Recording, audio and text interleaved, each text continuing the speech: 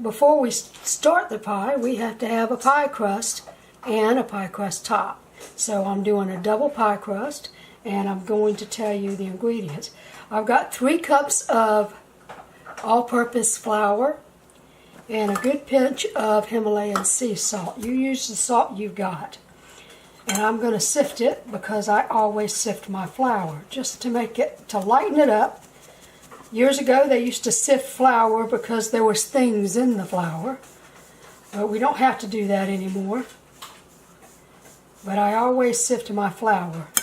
I think it causes a better rise. We're not going to rise our dough, but whatever.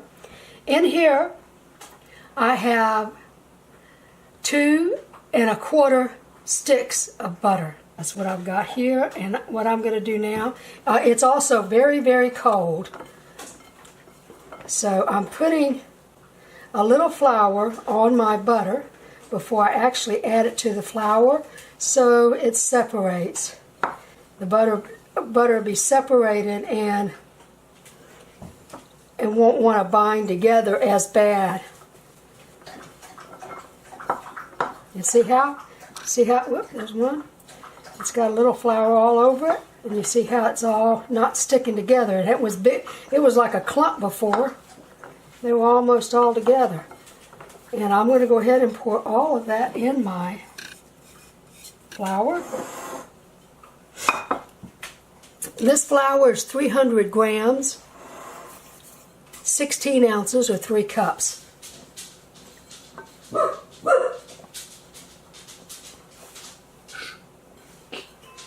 Okay, now I'm going to add this is icing sugar, baking or whatever. This is just much better sugar to use, and that is 2 ounces. You can use a pastry cutter if you don't want to use your hands, and actually a pastry cutter is probably a better way to go because you want to keep this cold. But I'm going to chill this dough, so that butter's going to get cold. I'm just mashing it. Okay, so I've about got it all blended, and if you see what I mean, see if you got little pieces like that, that's fine. But it almost has a cornmeal texture to it because the butter is all worked up in it. And I'm going to make a little well. And the reason I'm doing this by hand, to show if anybody who doesn't have a food processor, because that's the way I normally do it. I put all this in a food processor and just blend it until I get the consistency of my flour. But everybody doesn't own one, and I wanted to show you can do it with your hands. You don't need any other mechanical equipment. Now I'm going to put in the center of this because it's usually about 2 tablespoons for a pie crust. I'm doing a double, so I'm going to do about a 1/4 cup.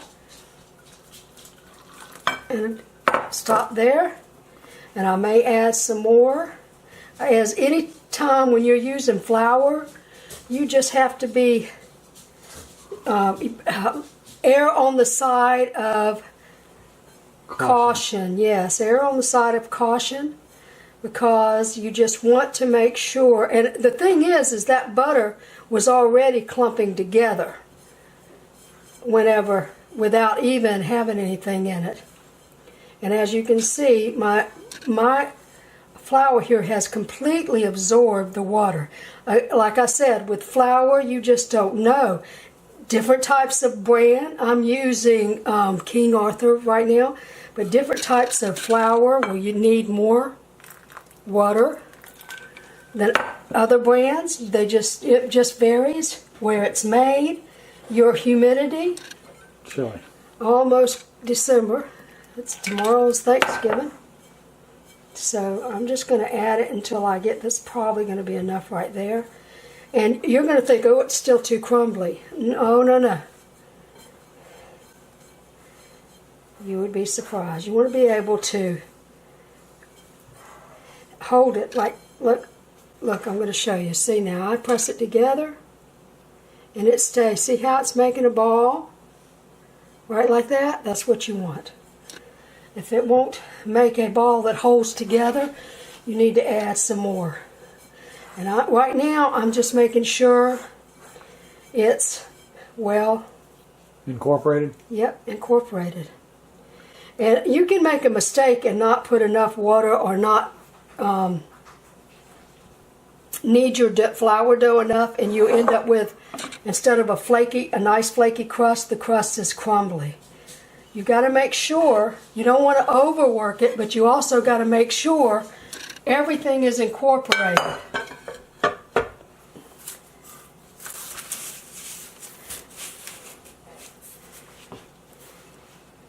And you want it, I'm going to get it to make a little ball here. This is just like biscuits. It's the same thing with biscuits. You can, if you because people say you want to work that dough as least as possible. Yes, that's true. But you also need to work it where it's actually holding, all of it is incorporated and everything's binding together. I say that from experience.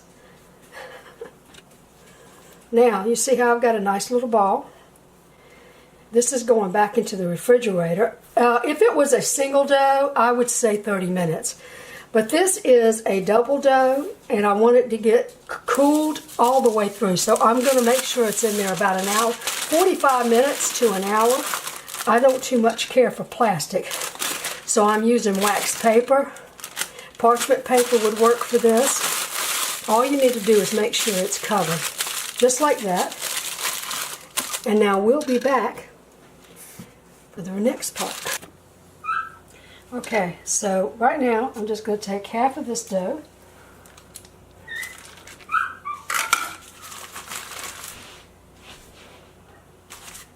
I want to take the largest half. I think that's it. This rest is going back to, this is going to be the top of my pie. I love this rolling pin. Thank you, Nan. My twin sister gave me that pin. I have a lot of rolling pins, but this is my favorite. Now, you know, I've got a little bit of sticking going. If you get too much, then you want to put some flour on your rolling pin. But I don't use flour, any extra flour, unless I have to. I'm going to have to introduce some flour. I'm starting to stick. Dag nabbit. Let's see what I got here. Not quite. Alright, got a little bit of dough, flour. Not dough, a little flour.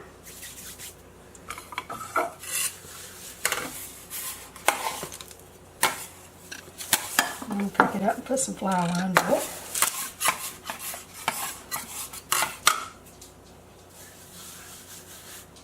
You don't need much, just a little bit.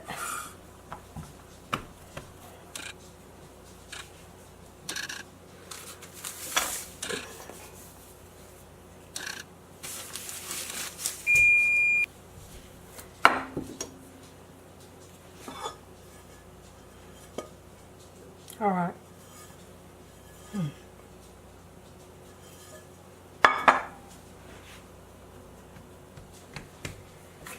Now, before I transfer it, I'm going to go ahead and dock it. That's fancy.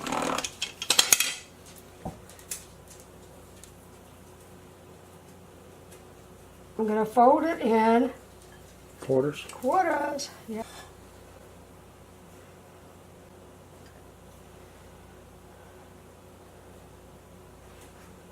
Yeah, this is, you don't want to do a lot of stretching and see, no matter what.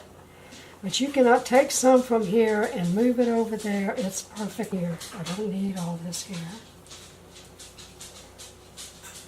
So I'm going to move it over here. Just like that. And I got a lot here. It's here too. This is the weak side right here. I just fold it under to build it up. But you want to make sure, there, you see you want it to be flat against the corner. Thicker there. Alright, now,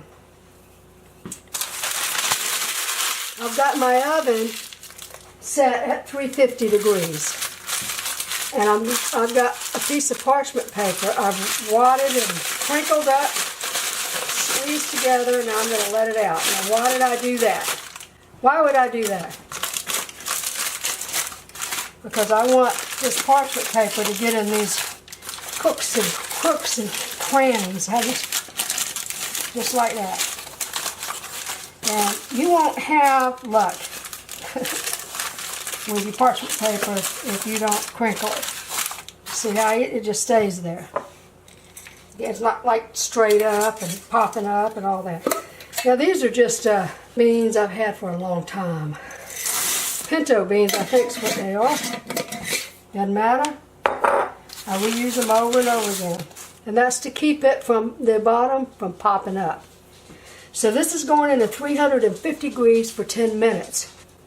Alright, it's been 10 minutes. My beans have done their work, their job. Okay, baby.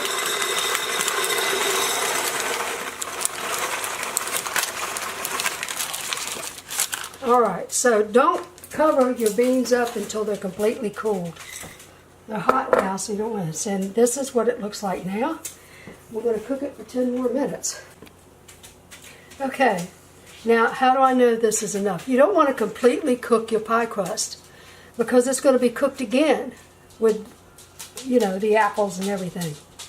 But what you want that it's dry. It's dry. You see that? I mean, touching it, and it's almost got a little bit of a crust to it.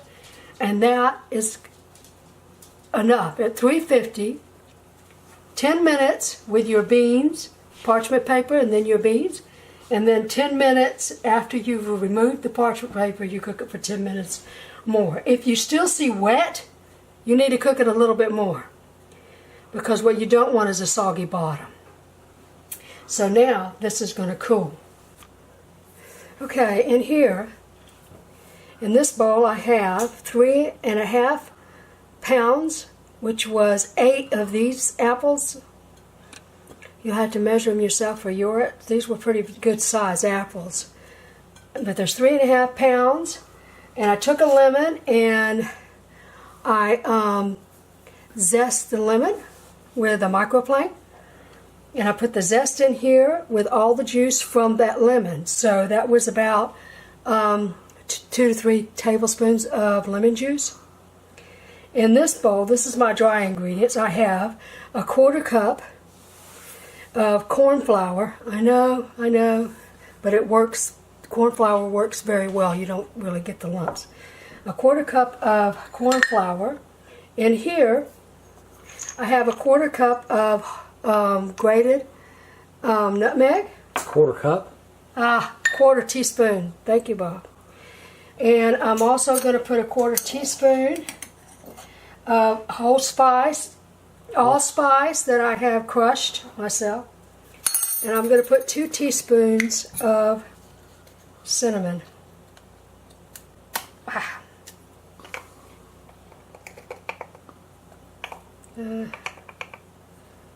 Alright. I like mine with a little more cinnamon. And I'm going to add 3/4 cups of sugar. And that's just granulated sugar. So I'm going to just give this a whisk together. Now, in here, along with the lemon juice, I'm going to put 3/4 cups of apple juice. I've got a 3/4 cup measurement here.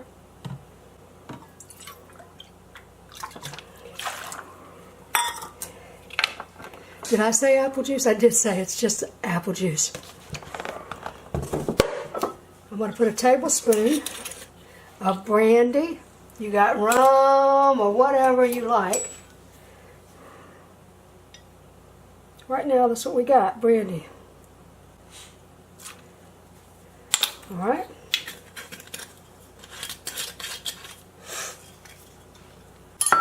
I'm going to put 2 teaspoons of vanilla extract.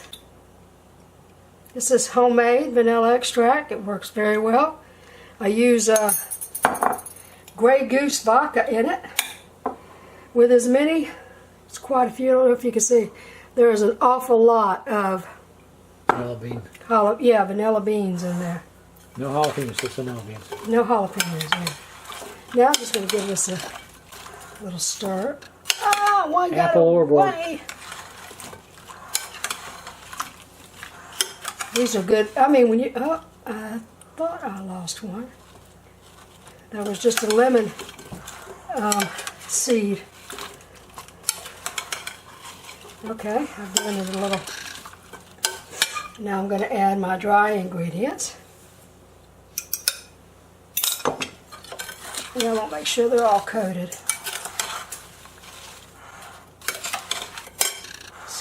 Get some of this stuff out of my way. It doesn't look like they're all going to fit, baby. No, it may not.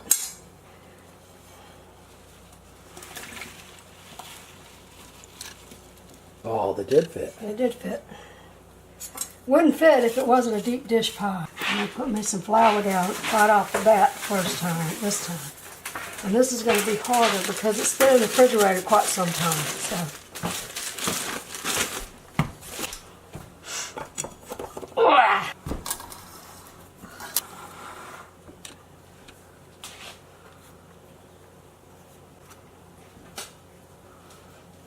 All right. Yeah. You cut slits for steam? Yeah, you have to cut slits for steam. Absolutely have to.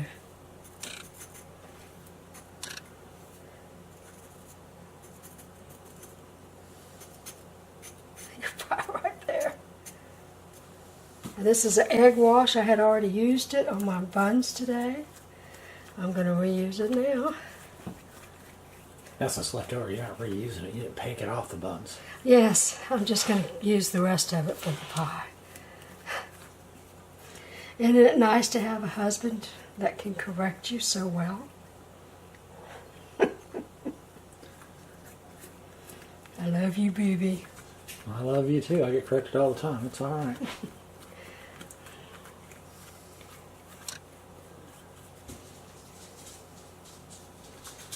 The only place I can correct you is the kitchen. Piece of crumb there. All right.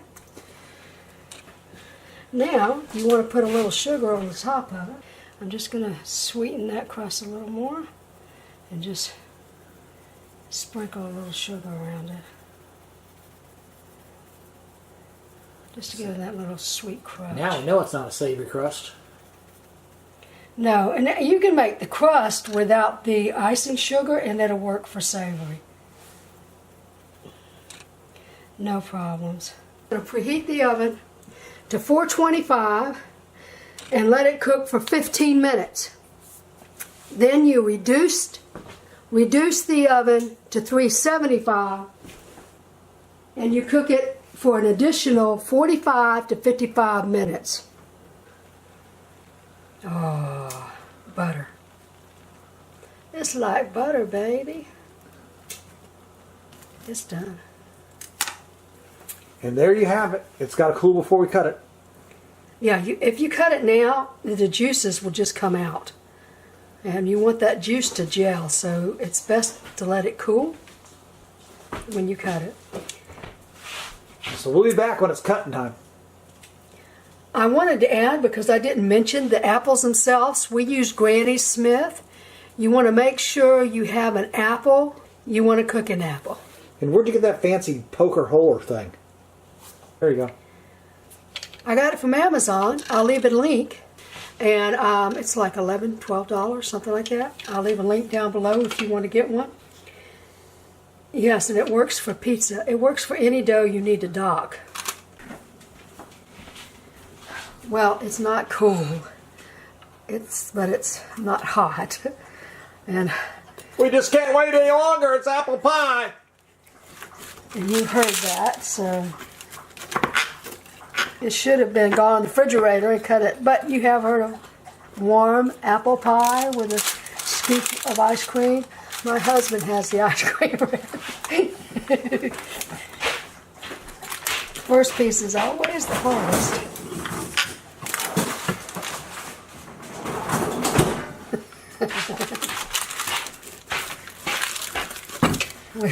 We only use this during the holidays. That's the truth. So that's your piece. The rest is mine.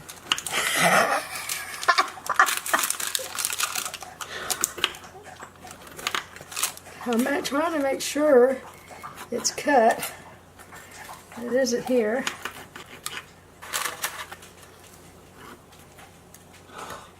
Oh, I put a hole in it, didn't I?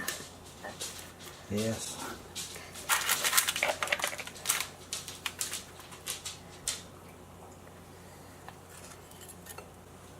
And I left some of my... Look, see, this is what I was saying. It's not as bad as Look if at it that. was hot. The bottom's not soggy anyway. No, the bottom's not soggy. All right. Cut your own piece. I'll let you- And now you've seen it. Thank you very much. Please like and subscribe. Hot Apple Pie. Oh,